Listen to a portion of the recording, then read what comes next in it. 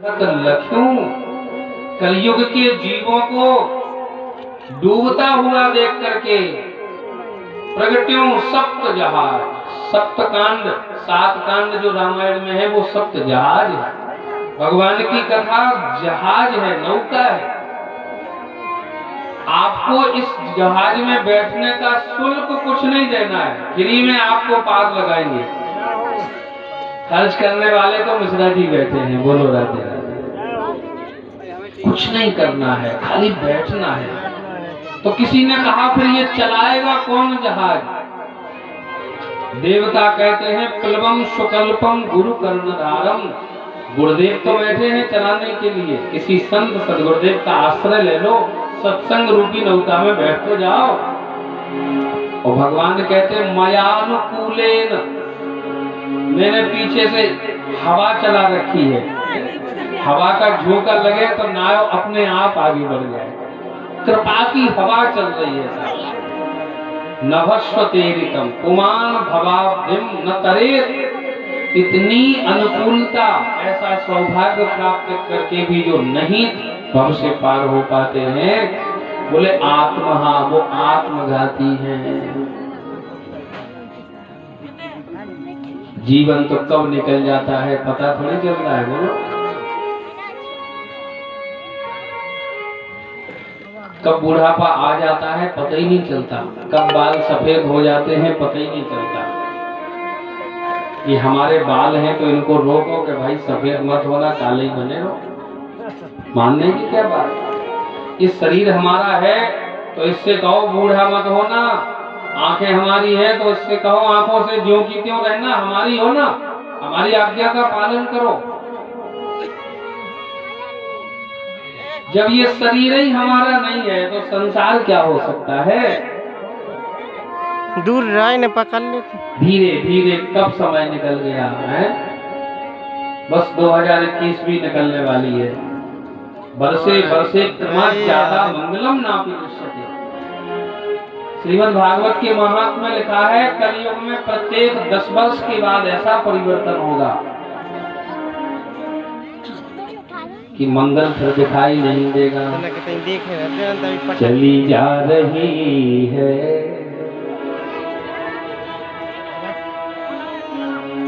चली जा रही है उम्र धीरे धीरे, चली जा रही है उम्र। गाइए जरा ताली बजाते हुए। चली जा रही है उम्र धीरे धीरे, चली जा रही है उम्र धीरे धीरे, चली जा रही। सभी लोग आओ।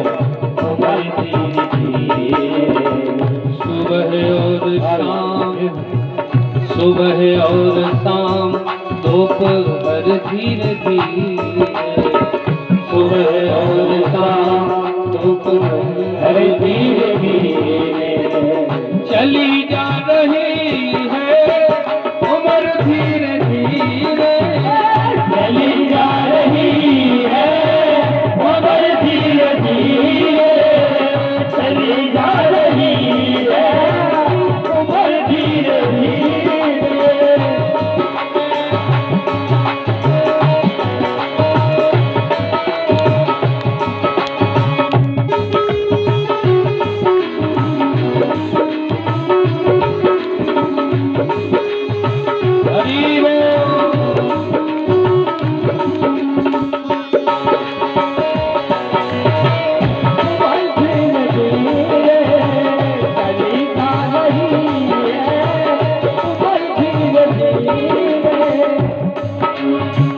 बचपन भी जाए और जवानी भी जाए, बचपन भी जाए और जवानी भी जाए, ओ बचपन भी जाए और जवानी भी जाए, बचपन भी जाए और जवानी भी जाए, बुढ़ापे तो होगा असर धीरे धीरे, बुढ़ापे तो होगा असर धीरे धीरे, चली जा रही है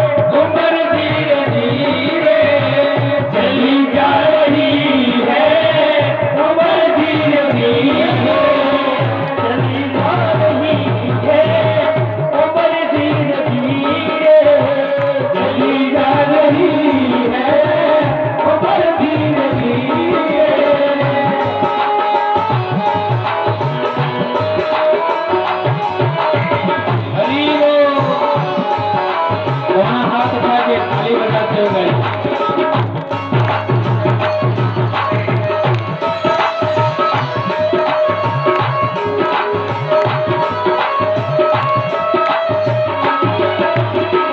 तेरे हाथ पाँव में बल न रहेगा, तेरे हाथ पाँव में बल न रहेगा, तेरे हाथ पाँव में बल न रहेगा, तेरे हाथ पाँव में बल न रहेगा।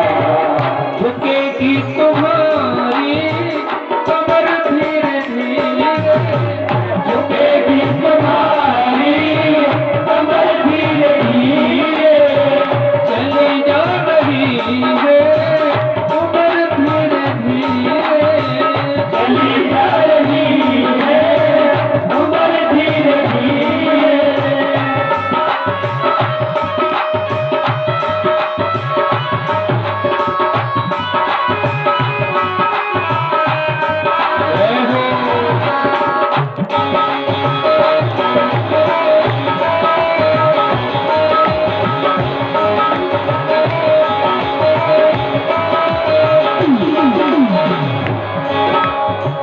शिथिल अंग होंगे एक दिन तुम्हारे, शिथिल अंग होंगे एक दिन तुम्हारे, शिथिल अंग होंगे एक दिन तुम्हारे, शिथिल अंग होंगे एक दिन तुम्हारे।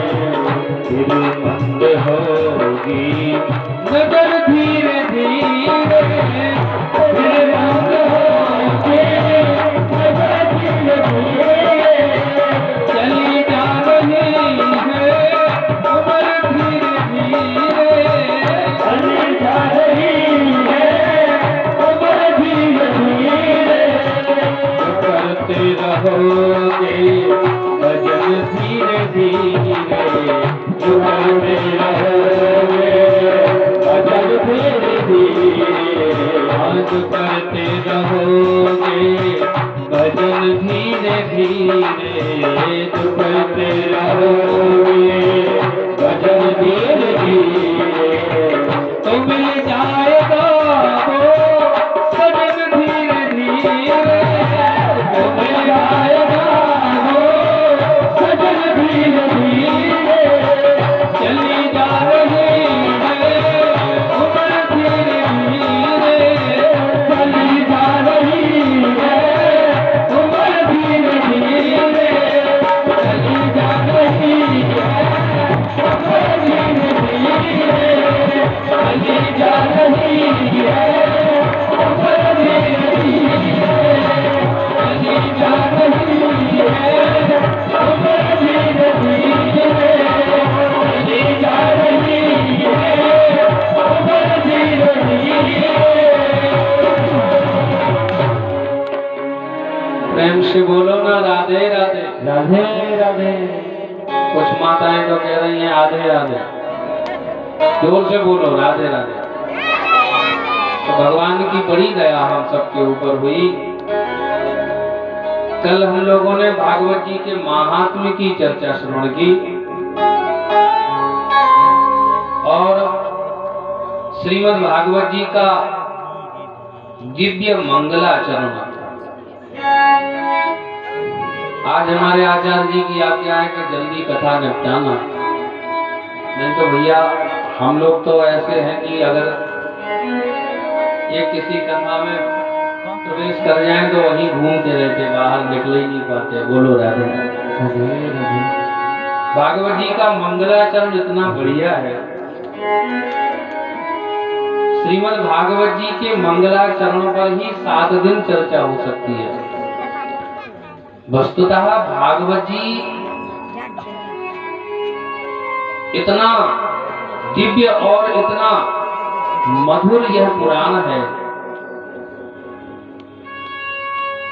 सब कुछ समाहित है।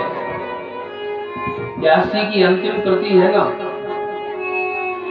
भागवत जी की 100 टीकाएं हैं। 100 बड़े बड़े विद्वानों ने टीकाएं की हैं। टीका मतलब इसमें विस्तार से भावार्थ होता है।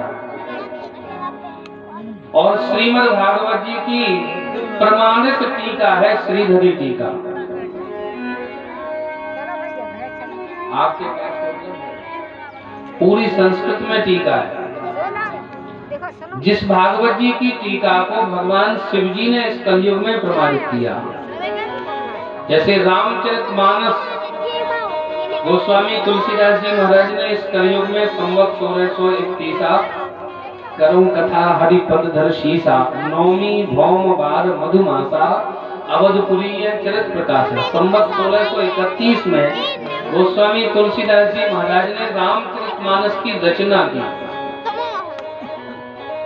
अब बताओ, इस कलयुग में किसी ग्रंथ की रचना हुई तो कोई स्वीकार करता?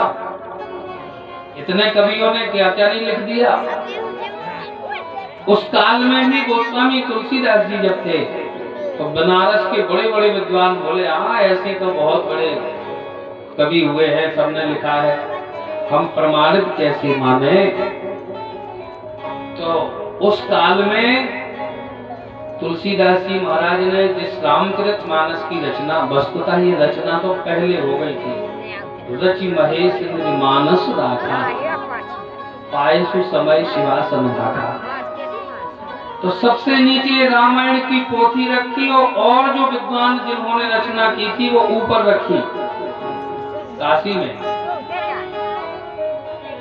मंदिर के कपाट बंद कर दिए शंकर जी के मंदिर के, और कहा सुबह देखेंगे स्वयं भगवान शिव यदि इसको प्रमाणित कर देंगे तब हम मानेंगे।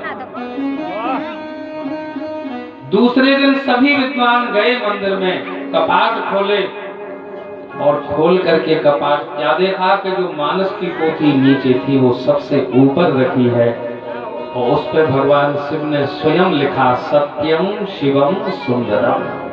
नीचे नीचे भगवान शिव जी ने अपने हस्ताक्षर किए, प्रमाणित किया। स्वामी श्री करपात्री जी महाराज से किसी ने पूछा, आप तो सदा केवल संस्कृत में ही बोलते हैं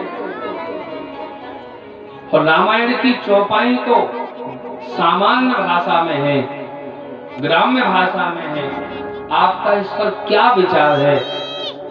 तो परम श्रद्धेय पूज्य स्वामी श्री करपात्री जी महाराज ने कहा कि रामचरितमानस की चौपाइयों को मैं सामान्य किसी कविता की पंक्ति नहीं मानता, मैं मानस की चौपाइयों को तो वेद की ऋचाओं से कम नहीं ज्यादा ही मानता हूँ।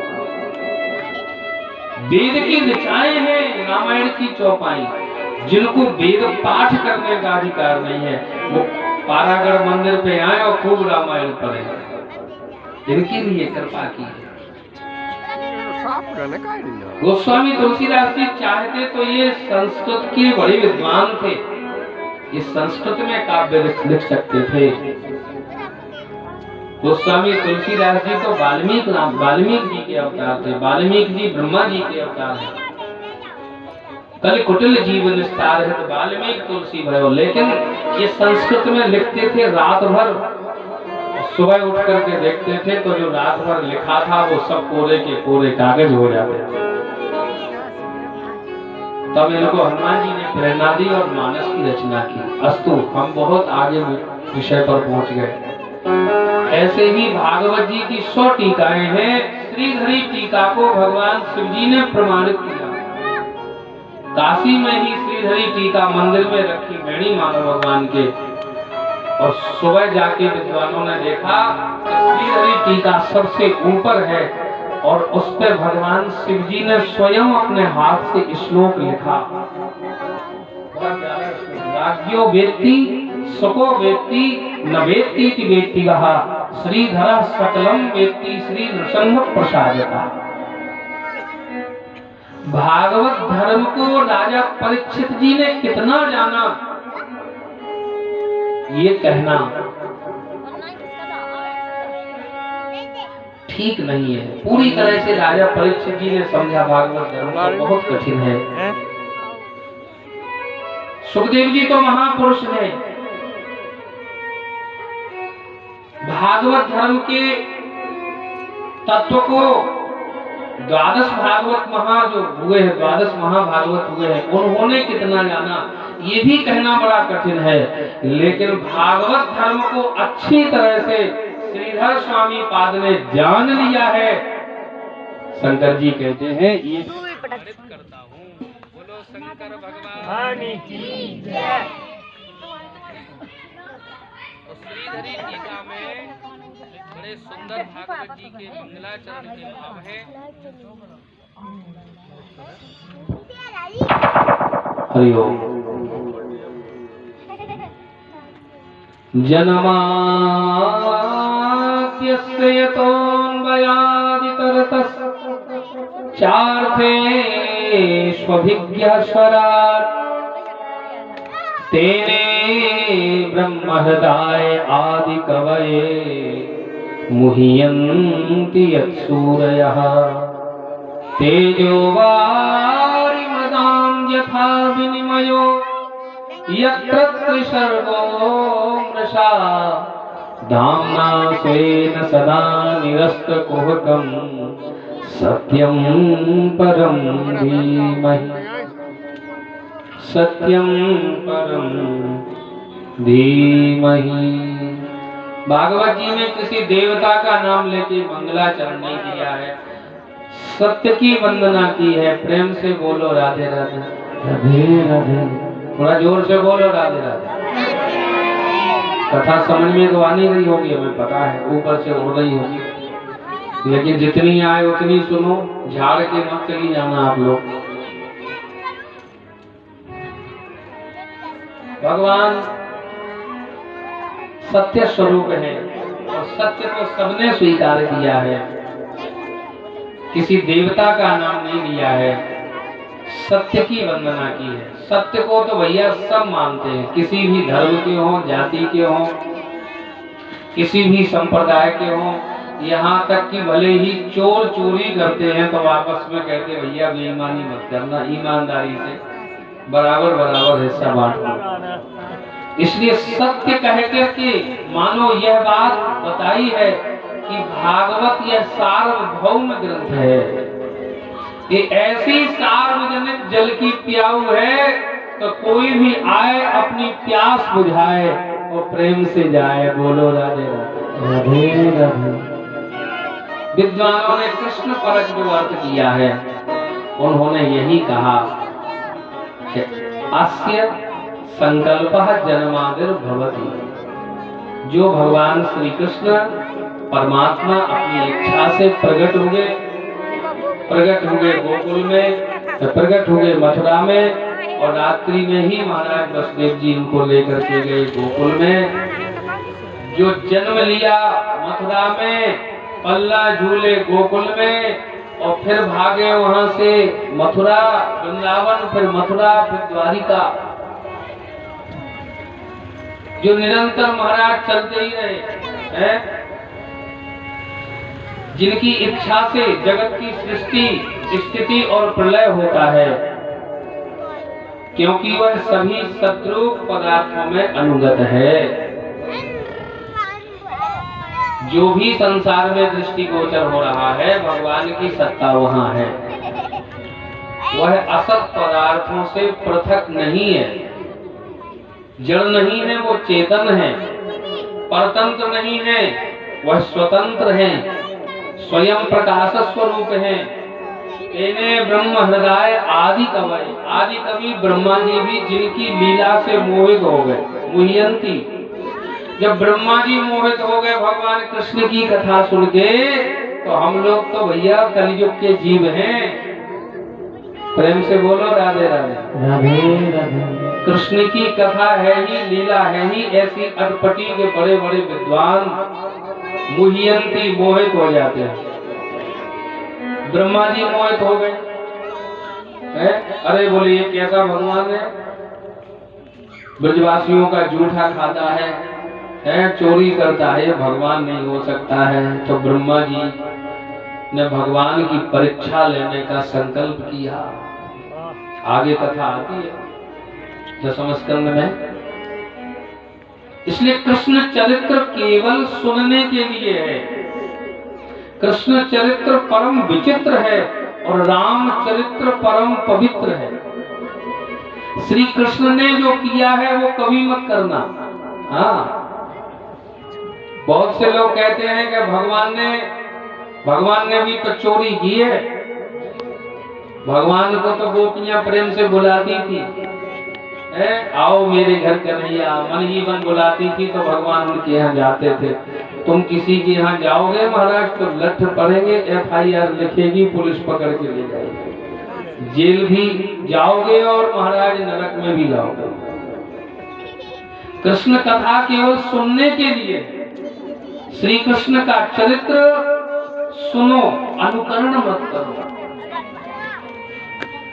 श्री कृष्ण ने जो किया है वो मत करना, श्री कृष्ण ने तो जो कहा है वह करो गीता में है?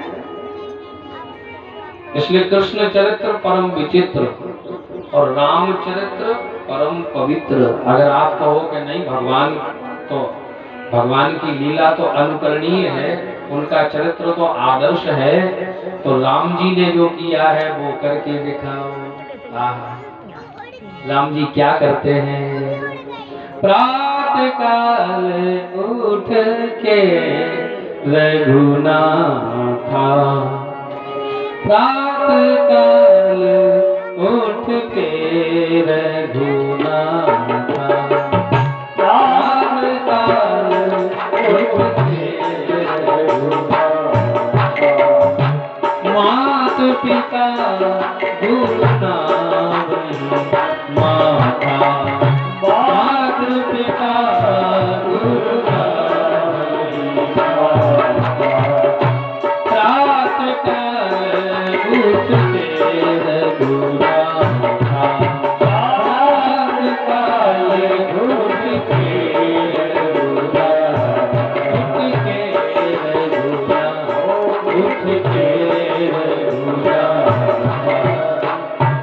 राम जी क्या करते हैं? बोले राम जी सुबह उठते हैं, सबसे पहले अपने अपने माता पिता को प्रणाम करते हैं। हम पूछते हैं यहाँ कितने लोग हैं ऐसे जो सुबह उठ के अपने माता पिता को प्रणाम करते हैं? बोलो, हाथ उठाओ। वो नहीं है? अच्छा चलो। अच्छा, कितनी बहुएं हैं जो सुबह उठ के अपनी सास के पांव पड़ती? बताओ है? अच्छा ठीक है, तो कल से कौन कौन पढ़ेंगी? जाओ बताओ, जाना कौन जाना तो वह सब तो ठीक है। वाह, एक बहू ने उठाया। चलो अच्छा है, तो अब पढ़ती हो कि कल से पढ़ो? कल से, चलो अच्छी बात है। इसके लिए ताली बजाओ एक बार, कम से कम कथा को सुन करके है एक तो तैयार हो गई कि हम अपनी सास के पांव पड़ेंगे। अब भैया पता लगा जो आप अशोक। इसलिए राम जी ने जो किया है वो करना है। राम जी कैसा व्यवहार अपने भाई के साथ करते, मित्र के साथ करते। श्री कृष्ण की लीला बड़ी विचित्र है, उसको देख करके सुन करके बड़े बड़े विद्वान भी मोह को प्राप्त हो जाते हैं। जैसे तेजोमय सूर्य रश्मियों में जल में स्थल का और स्थलों में जल का भ्रम होता है, वैसे ही जिसमें यह त्रिगुणमयी जागृत स्वप्न सुषुप्ति रूपा सृष्टि मिथ्या होने पर भी अधिष्ठान सत्ता से सत्यवत प्रतीत होती है, ऐसे भगवान सत्य स्वरूप परमात्मा का हम सब ध्यान करते हैं। बोलो भागवत भगवान की जय। भागवत जी का जो मंगलाचरण है बहुत कठिन है, बहुत क्लिष्ट है। कुछ तो वक्ता बोलते हैं जन्मान धस्य, बोल रहे थे जन्मान धस्य। हमने कहा लो ये हो गई कथा, हम कुछ सुनने गए और उन्होंने मंगलाचरण किया तो बोले जन्मान धस्य। इतना क्लिष्ट है मंगलाचरण, ये विद्वानों का विषय है। हम जैसे अल्पज्ञ न पढ़े न लिखे आलसी व्यक्ति क्या अर्थ करे, क्या कथा के इन भावार्थों को कहें। लेकिन हनुमान जी के चरणों में कुछ वाणी की सेवा करना है, इसलिए जो यथाधीतम यथामति है उसके अनुसार भगवान के चरणों में बात पुष्पों को समर्पित कर रहे हैं। धर्म प्रोक्षित कैत्रवोत्र परमो निर्मत्सराणां सताम् वैद्यं वास्तमत्र वस्तु शिवदं तापत्रयोन्मूलनम्।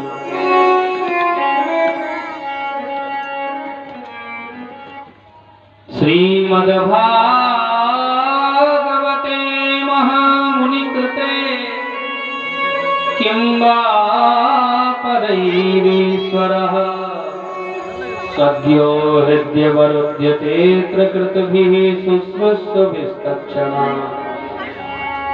जिसमें परम धर्म का निरूपण किया गया है।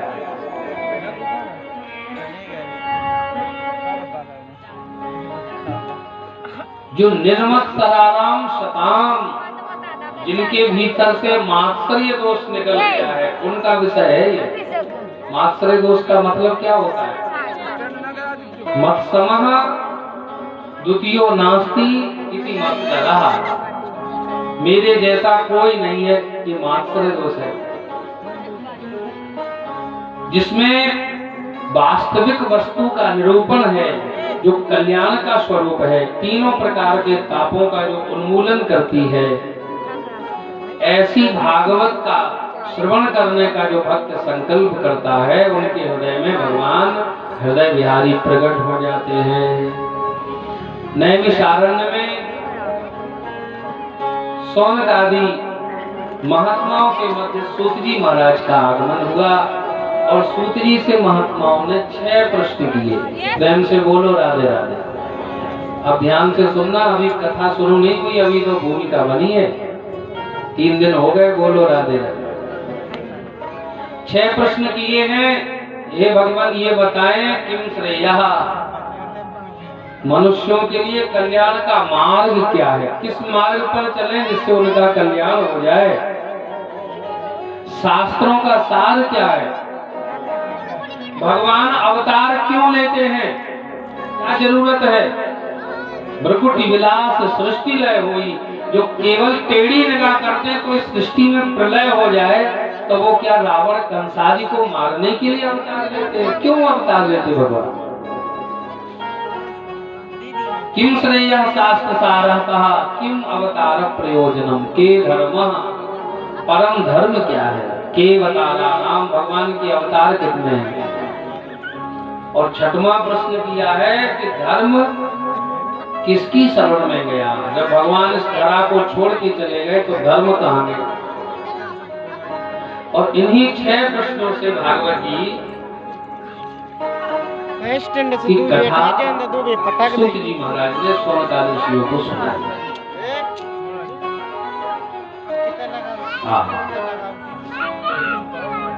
सूत जानासि भद्रं ते भगवान सात्वतां पतिः देवज्ञां वसुदेवस्य जातो यस्य चिकीर्षया। एक प्रश्न और है हमारा भगवान, क्या बोले भगवान वसुदेव देवकी के गर्भ में क्यों आए और भगवान ने कैसी कैसी लीलाएं की, यह कथा भी सुनाना।